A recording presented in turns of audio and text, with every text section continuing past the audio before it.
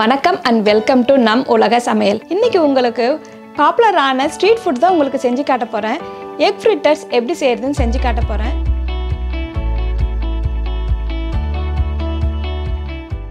இதை வந்து நீங்க எக் ஃப்ரிட்டர்ஸ், எக் 65 எப்படி வேணாலும் சொல்லலாம்.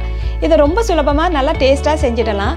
இதை வந்து நீங்க அப்படைசர் டைம் இல்லனா ஸ்நாக் டைம்ல செஞ்சு சாப்பிடுங்க, ரொம்ப நல்லா இருக்கும்.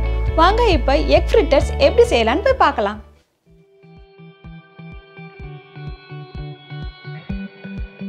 ஃபஸ்ட்டு ஒரு 10 முட்டையை வந்து பாத்திரத்துலையோ இல்லைனா குக்கர்லேயோ போட்டு நல்லா வேக வச்சு எடுத்து வச்சுக்கோங்க. நான் ஆல்ரெடி வந்து வேக வச்சு எடுத்து வச்சுருக்கேன்.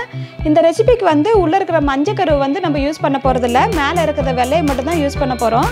இந்த முட்டை ஓடை வந்து நீங்கள் தூக்கி போட்டுடாதீங்க. உங்கள் வீட்டில் செடிகள் இருந்தால் இந்த முட்டை ஓடை வந்து நல்லா வெயிலில் காய வச்சுட்டு மிக்சியில் போட்டு நல்லா பவுட்ரு பண்ணிவிட்டு மண்ணில் தூவி விடுங்க. செடிங்க நல்லா வளரும். இந்த முட்டை ஓடையில் வந்து நிறைய கால்சியம் இருக்குது. மண்ணுக்கு நல்லா உரமாக இருக்கும். இல்லைன்னா உங்கள் வீட்டில் காம்போஸ்ட் பின் இருந்தால் அதுலேயும் நீங்கள் போட்டு வைக்கலாம். இப்போ போய் முட்டையை வந்து சின்ன சின்னதாக வெட்டிக்கலாம். உள்ளே இருக்கிற மஞ்சள் கருவை எடுத்துகிட்டு சின்ன சின்னதாக இதை வெட்டிக்கோங்க.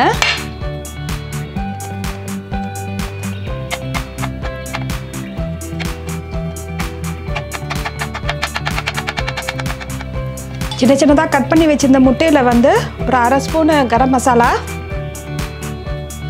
1 ஸ்பூனு இஞ்சி பூண்டு விழுது, 1/4 கப்பு கடலை மாவு, 1/4 கப்பு அரிசி மாவு, மிளகாய்த்தூள் தேவையான அளவு, உப்பு தேவையான அளவு, ஒரு முட்டை.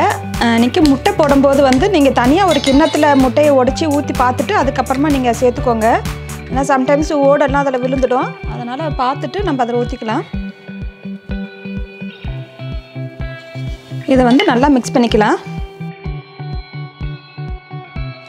இந்த மாதிரி நல்லா மிக்ஸ் பண்ணி எடுத்துக்கோங்க. ஒரு பாத்திரத்தில் மீடியம் ஹீட்டில் எண்ணெயை காய வச்சுக்கோங்க. எண்ணெய் காஞ்சதும் நம்ம பண்ணி வச்சுருந்த மாவை வந்து நம்ம அதில் போட்டுக்கலாம். நீங்கள் போடும்போது கையில் கொஞ்சம் தண்ணியை தொட்டுட்டு எடுத்து போடுங்க, அப்போ தான் ஒட்டாமல் இருக்கும். இந்த சைஸில் சின்ன சின்னதாக போட்டுக்கோங்க.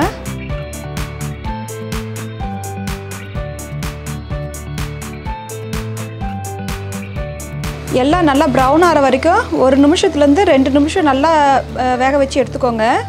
இப்போ எல்லாம் நல்லா ப்ரௌன் ஆகிடுச்சி, நல்லா வெந்துருச்சு பாருங்கள். இந்த மாதிரி நீங்கள் பண்ணிக்கோங்க. ஒரு பேனை சூடு பண்ணிக்கோங்க. அதில் 2 ஸ்பூன் எண்ணெய் ஊற்றிக்கோங்க.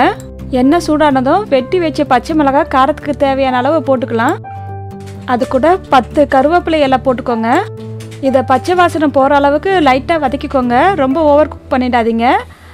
இது கூட வந்து 1 ஸ்பூனு டொமேட்டோ சாஸ் ஊற்றிக்கோங்க. இப்போ ஸ்டவ் ஆஃப் பண்ணிவிடுங்க. இப்போ இதில் வந்து நம்ம வறுத்து வச்ச முட்டையை வந்து அதில் போட்டுடலாம். எல்லாத்தையும் நல்லா மிக்ஸ் பண்ணிக்கோங்க. இப்போ சாஸு ஃப்ரிட்டர்ஸு எல்லாம் நல்லா மிக்ஸ் ஆகிடுச்சு.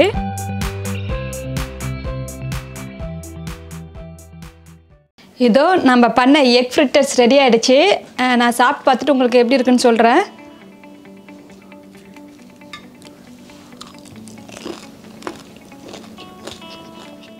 ரொம்ப நல்லா இருக்குங்க. நல்லா ஸ்பைஸியாக நல்லா டேஸ்ட்டாக இருக்குது. நீங்களும் இதே மாதிரி செஞ்சு பாருங்கள். உங்களுக்கு இதில் ஏதாவது டவுட் இருந்தால் கமெண்ட்ஸ் பண்ணுங்கள், நான் ரிப்ளை பண்ணுறேன். லைக் பண்ணுங்கள், ஷேர் பண்ணுங்கள், சப்ஸ்கிரைப் பண்ணுங்கள். பக்கத்தில் இருக்க பெல் பட்டனையும் ப்ரெஸ் பண்ணுங்கள். அப்போ தான் நான் போடுற வீடியோ எல்லாம் உங்களுக்கு நோட்டிஃபிகேஷனாக வரும். தேங்க்யூ.